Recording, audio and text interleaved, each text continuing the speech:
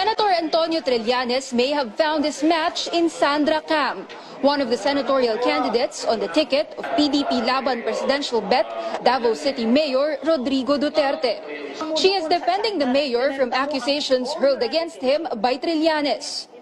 Mr. Antonio Trillanes, you are a lying, coward, mercenary of this land.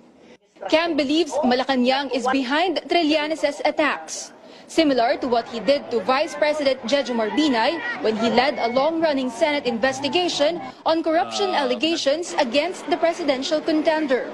Cam says Trillanes received 214 million pesos in the form of Priority Development Assistance Fund in 2014 to expose Binay. And she believes the senator is getting funded again to do a demolition job on Duterte. Mr. Trillanes, you are now having a life ng isang bilyonaryo. Nagbago ka na at bayaran ka na ngayon ng gobyernong administrasyong ito. Trillanes is dismissing Cam's claims, even threatening to sue her. Papatulang ba yan? O sige, I'm going to sue her for libel. And she better put up. Ako nga, I want to be sued if I'm not telling the truth. Malacanang says there's no truth to Cam's allegations. It looks like there'll be even more mudslinging in the coming days as the May polls draw near. With less than 2 weeks before Election Day, it's still anybody's game. Reporting from Daet, Camarines Norte, Malacanang is behind Trillanes' attacks, similar to what he did to Vice President Jejomar Binay when he led a long-running Senate investigation on corruption allegations against the presidential contender.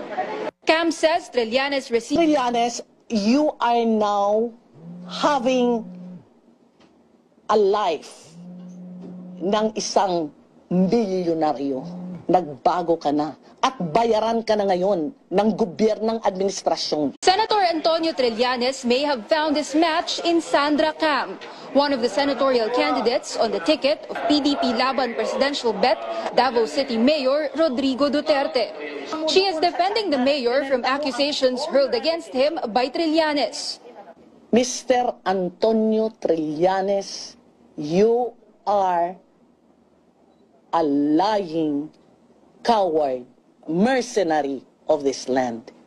Cam believes he received 214 million pesos in the form of Priority Development Assistance Fund in 2014 to expose Binay. And she believes the senator is getting funded again to do a demolition job on Duterte. Mr.